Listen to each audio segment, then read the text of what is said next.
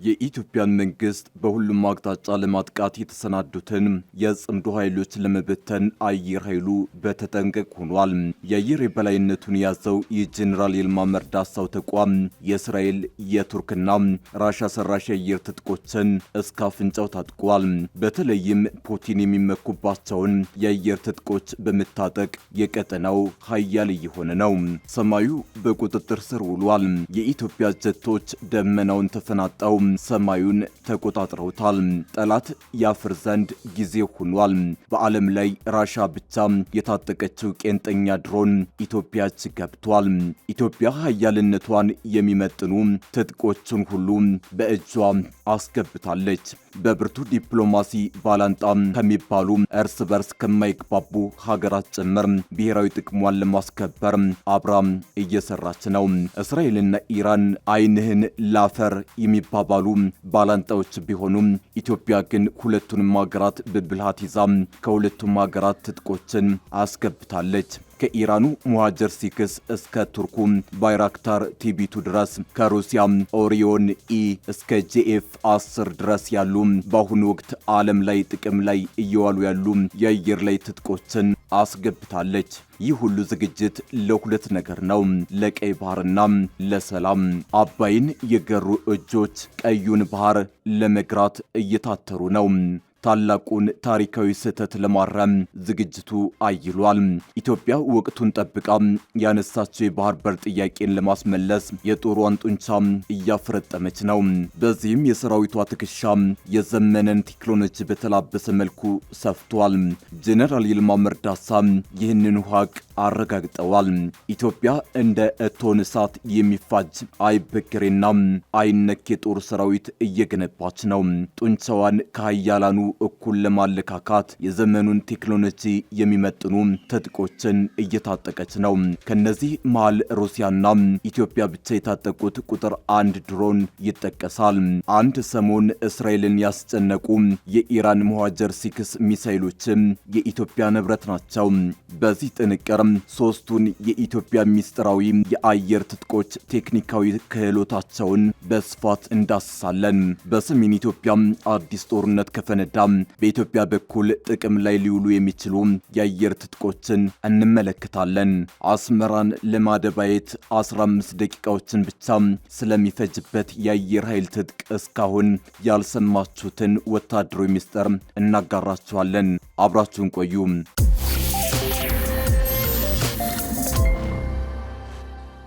የሰሜን ኢትዮጵያ ወታደራዊ መልክዓ ምድር በከፍተኛ የቴክኖሎጂ በላይነትና በተደራጀ ሎጂስቲክስ አቅርቦት እየተቀየረ መምጣቱን የቅርብ ጊዜ ኩነቶች ያሳያሉ።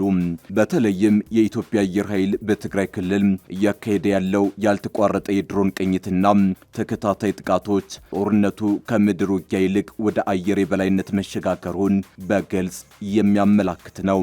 ከቅርብ ጊዜው የድሮን ጥቃት የሎጂስቲክስ ፍሰትና የመሰረተ ልማት መስፋፋት ጀርባ ያሉትን በቅርቡ በሳምንቱ መጨረሻ የተፈጸመውና 12 ተሽከርካሪዎችን ያወደመው የድሮን ጥቃት የኢትዮጵያ መንግስት ኃይሎች ኢላማቸውን በከፍተኛ ጥንቃቄ የመምረጥ አቅም እንዳላቸው ያሳያል። ጥቃቱ ያነጣጠረው በፖለቲካና ወታደራዊ አመራሮች ላይ መሆኑን በተለይም በጸለምት አርሚ 11ና በማይጨው አርሚ 35 አመራሮች ላይ የተቃጣው ቅኝት ድሮኖቹ ከፊዚካላዊ ውድመት ባለፈ ከፍተኛ የስነ ልቦና ጫና ለመፍጠር እየተሰራባቸው መሆኑን ያሳያል። በተቃራኒው የህወሓት መግለጫ ጥቃቱ በስራ ላይ በነበሩ አባላት ላይ እንደተፈጸመ መግለጹ የድሮን ጥቃቶቹ በታጣቂዎቹ የዕለት ተዕለት እንቅስቃሴ ላይ የፈጠሩትን ሽብርና መስተጓጎል ያጋልጣል። በተለይም የጸረ ድሮን መሳሪያ አለን ከሚለው የቀድሞ ትርክት አንጻር አሁን የተፈጠረው ክፍተት በታጣቂዎቹ መሃል የፈጠረው ጥያቄና መደናገር የዚህ ስነ ልቦናዊ ጦርነት አንዱ አካል ነው። የኢትዮጵያ አየር ኃይል የጦር መሳሪያ ስብጥር በአሁኑ ወቅት እጅግ ዘመናዊ ከሚባሉት የሰው አልባ አውሮፕላኖች ተርታም የሚመደብ ነው። ረጅም ርቀትና ከፍታውን ስንመለከት እንደ ቱርኩ ባይራክታር ቲቢቱ ያሉ ድሮኖች እስከ 12.2 ኪሎ ሜትር ከፍታ ላይ በመብራር ቅኝት ማድረግ መቻላቸው ከምድር ላይ ከሚተኮሱ አብዛኞቹ ጸረ አውሮፕላን መሳሪያዎች ኢላማ ውጭ ያደርጋቸዋል። ሌላው ደግሞ የጥቃት አቅም ነው።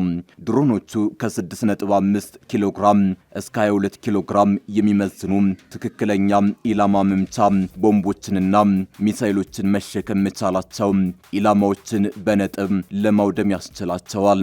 የቆይታ ጊዜው ሌላው ነው። የቆይታ ጊዜ ሌላው መለያቸው ነው። ከቻይናው ዊንግሎንግ እስከ ቱርኩ ባይራክታር አኪንቺ እና ሩሲያው ኦሪዮን ኢ ያሉ አብዛኞቹ ድሮኖች ከ24 ሰዓታት በላይ በአየር ላይ መቆየት መቻላቸው የ24/7 የክትትል አይን ስትራቴጂን በክልሉ ላይ ተግባራዊ ለማድረግ አስችሏል። ድሮኖችን በአየር ላይ ለማቆየት ያልተቋረጠ የሎጂስቲክስ ድጋፍ የግድ ይላል። ከዩናይትድ አረብ ኤሚሬትስ ማለትም አልሪፍ፣ ሲዊሃንና ዛይድ ቤዞች ወደ ኢትዮጵያ ማለትም ቦሌ፣ ቢሾፍቱና ባህር ዳር የሚደረጉት ያልተቋረጡ የጭነት በረራዎች አዲስ አበባ ያላትን ጠንካራ የውጭ ዲፕሎማሲያዊና ወታደራዊ አጋርነት ያሳያሉ። ይህ የሎጂስቲክስ ድልድይ የተተኪ ዕቃዎችና የቴክኒክ ድጋፍ ፍሰቱ እንዳይቋረጥ ዋስትና የሚሰጥ ነው። በጣም ትኩረት ከሚሹ ጉዳዮች አንዱ በባህር ዳር የሚገኘው የድሮን ማረፊያ በአጭር ጊዜ ውስጥ ከ1 ወደ 3 ማደጉ ነው። ይህ የመሰረተ ልማት መስፋፋት የሚያሳየው አንደኛ የዘመቻው ስፋት ነው። በአንድ ጊዜ ብዙ ድሮኖችን ለማብረርና ለማሳረፍ የሚያስችል አቅም መፍጠሩን፣ በሁለተኛነት ደግሞ የረጅም ጊዜ እቅድ ነው። መንግስት የድሮን አጠቃቀምን እንደ ጊዜያዊ ታክቲክ ሳይሆን በቀጠናው ዘላቂ የሆነ የአየር የበላይነትን ለማስጠበቅ እንደ ዋነኛ ስትራቴጂካዊ ምሰሶ እየተጠቀመበት መሆኑን ነው። በተለይም ሀገር ውስጥ የድሮን ማምረት መጀመሩ ይህንን መላምት ያጠናክረዋል። ከፍተኛ የቴክኖሎጂ አቅም ከጠንካራ የውጭ ሎጂስቲክስ ድጋፍና አፋጣኝ የመሰረተ ልማት ግንባታ ጋር ተዳምሮ የሰሜን ኢትዮጵያውያን ወታደራዊ ሚዛን በከፍተኛ ሁኔታ በአንድ ወገን አጋድሎታል። ይህ የድሮን የበላይነት የትጥቅ ትግልን እጅግ አዳጋች እንዲሁም የፖለቲካና ወታደራዊ አመራሮችን እንቅስቃሴ ከመሬት በታች ብቻ እንዲወሰን የሚያስገድድ ነው። ሌላኛው ኢትዮጵያ እጅ የሚገኘው የአየር ትጥቅ የኢራኑ ሙሃጀር 6 ድሮን ነው። ይህ ድሮን ከ9 ወር በፊት የእስራኤልን አሮ 6 የአየር መከላከያ ሲያንገላታ ዓለም ጉድ ብሎለታል። ጋይድድ ሚሳይሎች የሚታጠቀው ሙሃጀር 6 በሰከንዶች ውስጥ ኢላማዎችን ማውደም ይችላል። ይህ የውጊያ ድሮን ለመጀመሪያ ጊዜ ይፋ የተደረገው በፈረንጆቹ 2016 ሲሆን በ2018 ደግሞ በስፋት እንደተመረተ ይነገራል።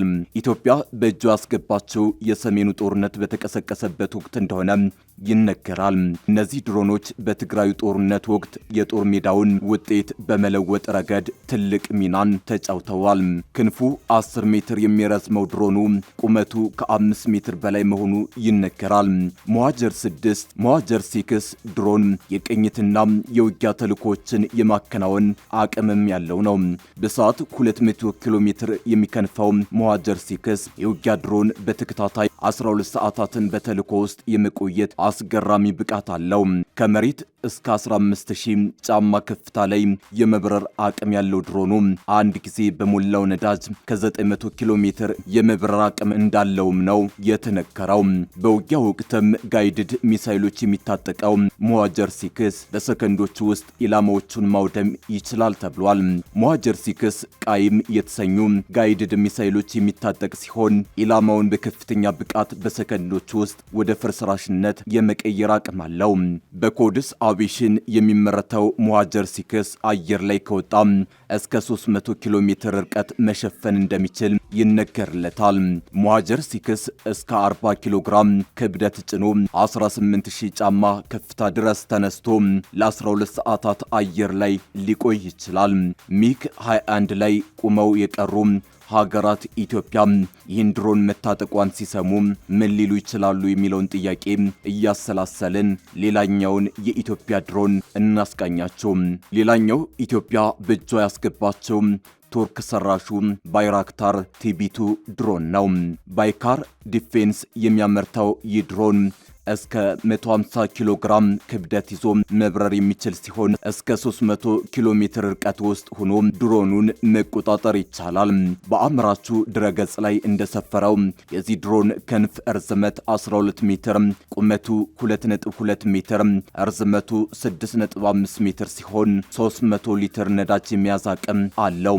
ይህ ድሮን የሰው ቁጥጥር ሳይደረግበት በራሱ ስርዓት መነሳትና ማረፍ የሚችል ሲሆን ከ18000 እስከ 27000 ጫማ ከፍታ ላይ ተልኮን ይወጣል። የባይራክታር ቲቢቱ ድሮን አምራች ድርጅት መሪዎች ወንድማማቾቹ ሃሉክ ባይራክታርና ሴሉክ ባይራክታር ናቸው። ሴሉክ ዋና የቴክኖሎጂ ኃላፊ ሲሆን ያገባውም የኤርዶዋንን ልጅ ሱምየን ነው። ኢትዮጵያ እነዚህን ሁለት ዘመናዊና ቄንጠኛ ድሮኖች ብቻ አይደለም የታጠቀችው።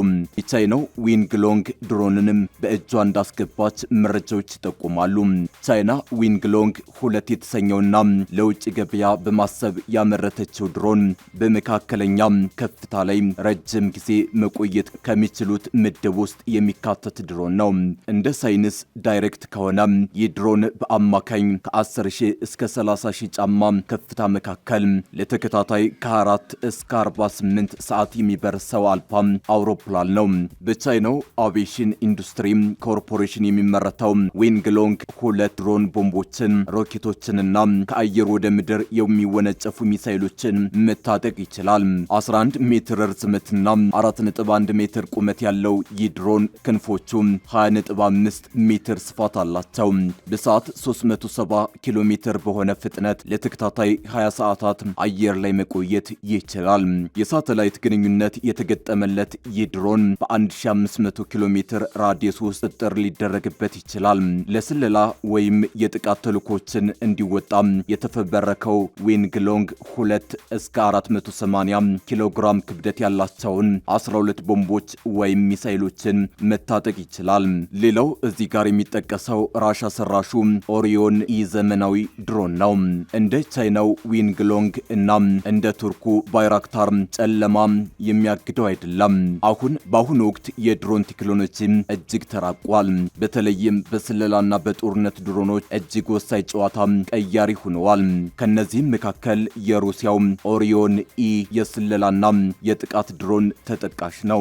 እስካሁን ድረስ ሩሲያ ቴክኖሎጂው በሌሎች እንዳይሰረቅ እንዳይኗ ብሌን የምትጠብቀውና ለራሷ ብቻ የምትጠቀመው ነበር። አሁን ግን ሩሲያ ድሮኑን ለመጀመሪያ ጊዜ ለኢትዮጵያ እንደሸጠች ዘገባዎች እያመላከቱ ነው። የመጀመሪያ ሽያጭ መሆኑም በዓለም አቀፍ የመከላከያ ትጥቅ ግዢ ከፍተኛ ትኩረትን የሳበ ክስተት ሆኗል። በሩሲያው ክሮንስታንድ ግሩፕ የተሰራው ኦሪዮን ኢ ለሰላምም ለውጊያ አገልግሎት የሚውል እጅግ ዘመናዊ ድሮን ነው። መካከለኛ ከፍታ ላይ ለረጅም ጊዜ መብረር የሚችል ሰው አልባ አውሮፕላን ወይም ድሮን ነው። ይህ ድሮን በሩሲያ ጦር ውስጥ የሚሰጡትን ቁልፍ የስለላና የጥቃት ተልዕኮችን በብቃት በመወጣት አድናቆት ያተረፈ ነው። እስከ 250 ኪሎ ግራም የሚመዝን መሳሪያ ወይም ካሜራ የመሸከም አቅም አለው። እስከ 7500 ሜትር ማለትም 25000 ጫማ ከፍታ ላይ ለ24 ሰዓት ያለማቋረጥ በአየር ላይ መቆየት ይችላል። በፍጥነቱ ረገድም በሰዓት 200 ኪሎ ሜትር ይጓዛል። በቀንና በሌሊት የሚያዩ ከፍተኛ ጥራት ያላቸው ካሜራዎች፣ የሌዘር ኢላማ መቺዎች እና የራዳር ሲስተሞች ተገጥመውለታል። ትናንሽ ኢላማ መቺ ሚሳይሎችና ቦምቦችን መሸከም ይችላል። በተለይም የሚታጠቃቸው ኤክስ 50 የተባሉ ኢላማ መቺ ቦምቦች የተመረጠ ጥቃት በመፈጸም አስተማማኝነታቸው የተረጋገጠ ነው። በዚህ ረገድ በጠላት ላይ ድንገተኛ ጥቃት ለመፈጸምና የተወሰኑ ተሽከርካሪዎች ወይም ካምፖች የመሳሰሉ ኢላማዎችን ለመምታት እጅግ ተመራጭ ነው። ሰፊ የድንበር አካባቢዎችን በመጠበቅ የጠላት እንቅስቃሴን በመሰለልና ካርታዎችን በማንሳት የሚሰጠው አገልግሎትም አስተማማኝ ነው። ከመሬት ላይ ሆኖ በሳተላይት ወይም በቀጥታ የሬዲዮ ሞገድ እስከ 250 ኪሎ ሜትር ርቀት ድረስ መቆጣጠር ያስችላል። ግዢውን የዘገቡት ዲፌንስ ብሎግና ዩናይትድ 24 ሚዲያ ሲሆኑ በኢትዮጵያም ሆነ በሩሲያ በኩል በይፋ ማረጋገጫ የተሰጠበት አይደለም። ኢትዮጵያ ግዢውን በትክክል ፈጽማ ከሆነ ግን ከዚህ ቀደም ከቱርክ ከኢራን እና ከቻይና ከገዛቻቸው ድሮኖች ጋር ተዳምሮ የአየር ኃይሏን ብቃትና ዘመናዊነት እንደሚያጠናክር ይጠበቃል።